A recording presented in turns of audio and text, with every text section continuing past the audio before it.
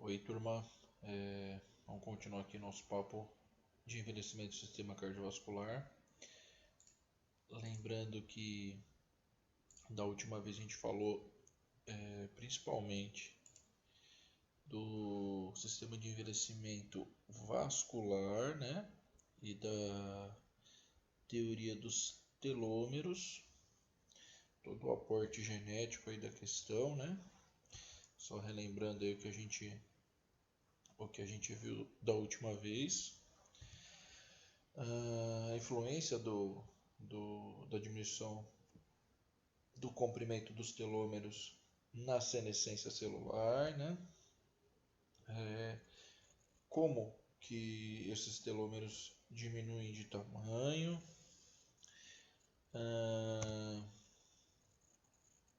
por que o sistema cardiovascular envelhece, então os dois principais eixos, né, do estresse oxidativo e da inflamação crônica, que são características da senescência, do envelhecimento. E lá no envelhecimento vascular a gente viu principalmente que a rigidez arterial e a disfunção endotelial estão presentes nesse processo, né? Nesse esqueminha eu tentei representar para vocês o desequilíbrio entre vasodilatação e vasoconstrição, o acúmulo de colágeno, a diminuição de elastina, que todo esse quadro, todo esse processo vai me trazer aqui a rigidez arterial e um problema no meu funcionamento vascular endotelial. E agora, colocando o coração nessa história, né, que a gente está contando, da curva do envelhecimento normal, da senescência, o que pode acontecer? Então, algumas características do envelhecimento cardiovascular dependem também lá do envelhecimento vascular, né?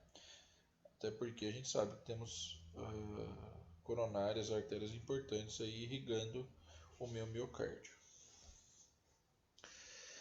Então, eu tenho um envelhecimento dito como normal, senescência. Eu tenho um aumento do calibre das artérias.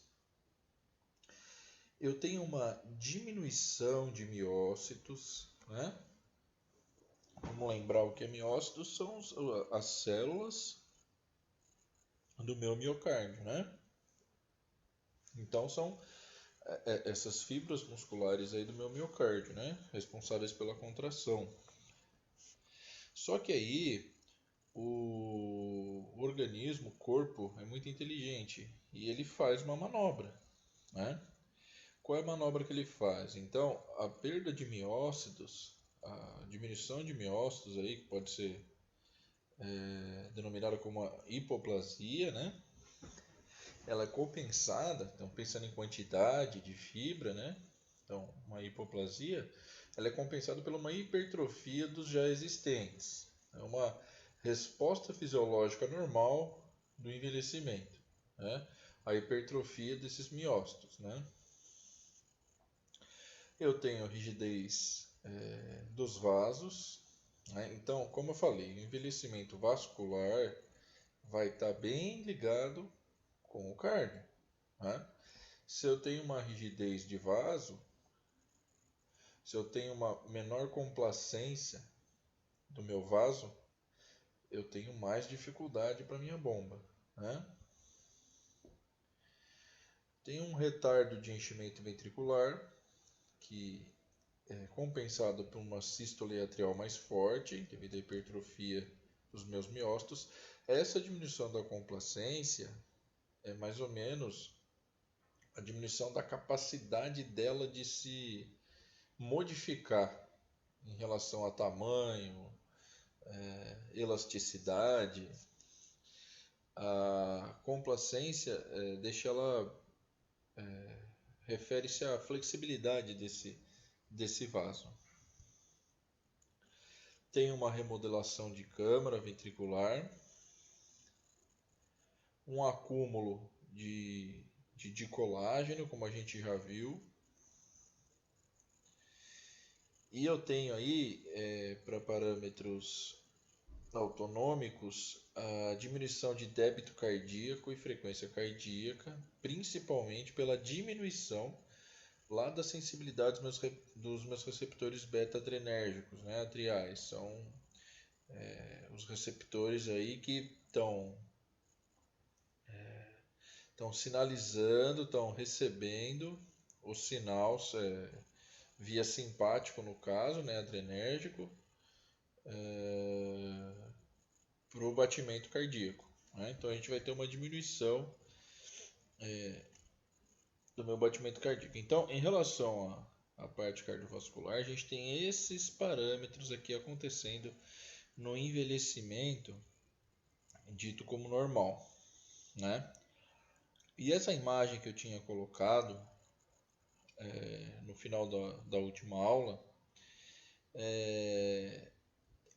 a gente tem que explicar aqui que por que tudo isso que a gente está falando aqui acontece, né? Por que todos esses fatores, esses fenômenos acontecem, né? Por que não continua tudo normal como na vida adulta, por exemplo, né?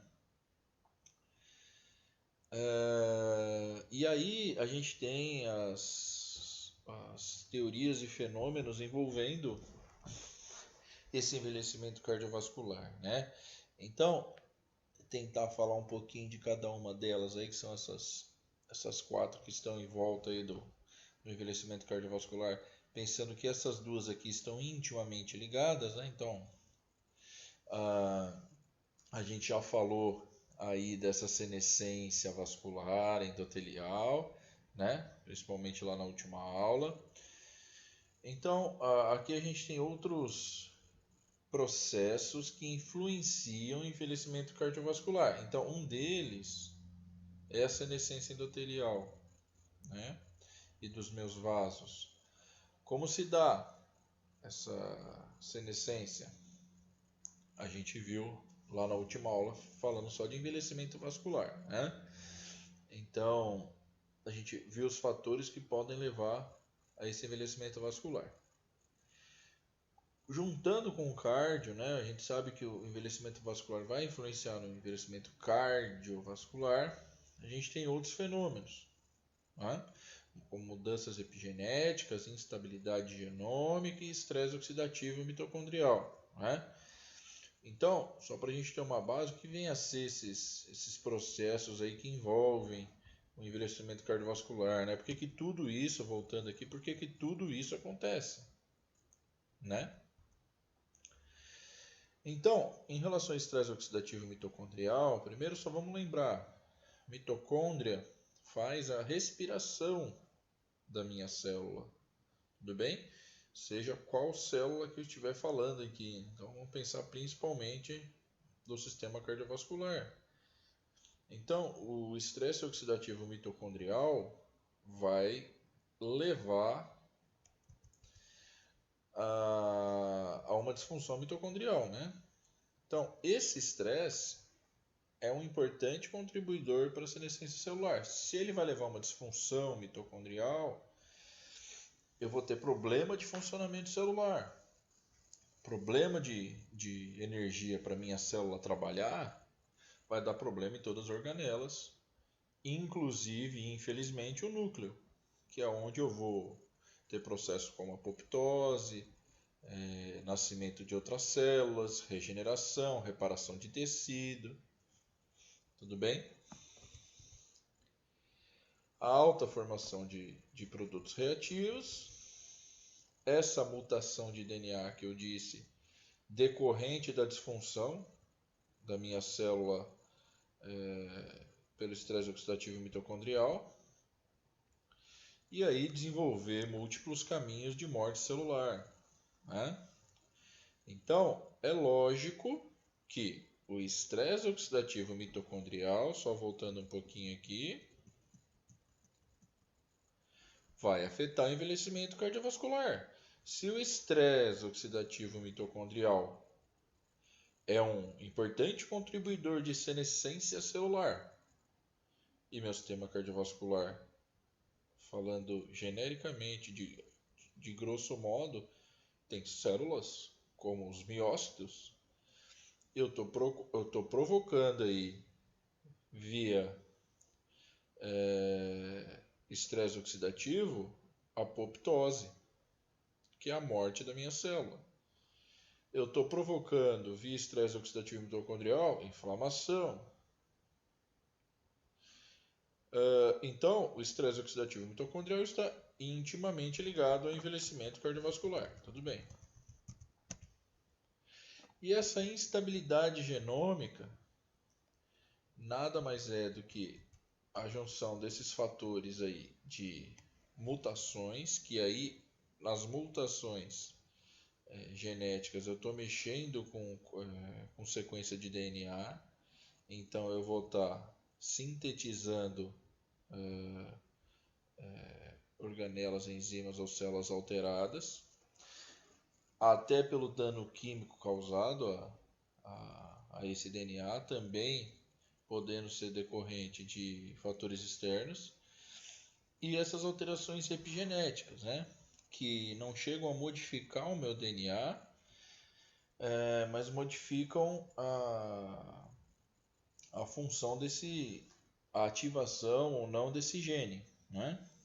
Então, eu tenho uma alteração. Essas alterações epigenéticas estão intimamente conectadas ao meu estilo de vida, como esse ser interage com o meio, né? Daí eu tenho a possibilidade de ativação ou não de um gene ou outro, nocivo ou não, para o meu organismo, né? Ou seja, o que a gente tem que ver aqui, né? Desses fatores todos. Voltando lá no nosso quadrinho. Então, essas mudanças epigenéticas, né? De diminuição de metilação, né? Dano de DNA, né? De instabilidade genômica, estresse oxidativo mitocondrial e a senescência vascular endotelial são fatores importantíssimos para o envelhecimento cardiovascular, né? Bom, mas está falando dos telômeros, por exemplo, né? Então, os telômeros estão intimamente ligados a esse processo também, né? Pensando em, por exemplo, a questão da apoptose, da senescência aí vascular, a gente viu lá que a diminuição de telômeros causa danos ao funcionamento daquele cromossomo e problemas genéticos.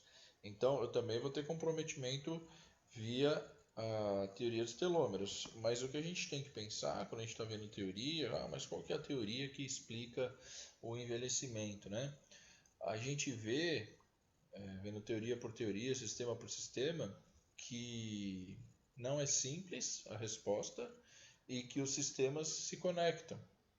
E às vezes a gente não sabe de quem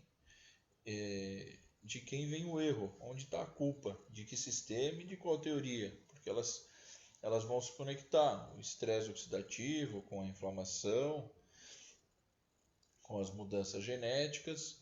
Então a gente tem que saber que existem vários fatores influenciando, mas talvez usar uma teoria como única e exclusiva do envelhecimento talvez não seria uma boa ideia. E por fim, como o assunto é denso, coloquei aqui até um trecho do paper que eu usei como base, né? Em relação ao envelhecimento cardiovascular, e coloca lá no final, né? O que está dizendo aqui resumidamente. Então, olha, a restrição calórica e o exercício aeróbico regular, ou seja, fatores externos, né? Estilo de vida, hábitos. E quando eu penso em restrição calórica, não pensem assim numa restrição muito abusiva, muito aguda, não. Uma restrição calórica, pensando em gorduras, em carboidratos e proteínas, né? Esse balanço. Então, aqui seria essa área aqui de restrição calórica, né? Com o nosso amigo Igor.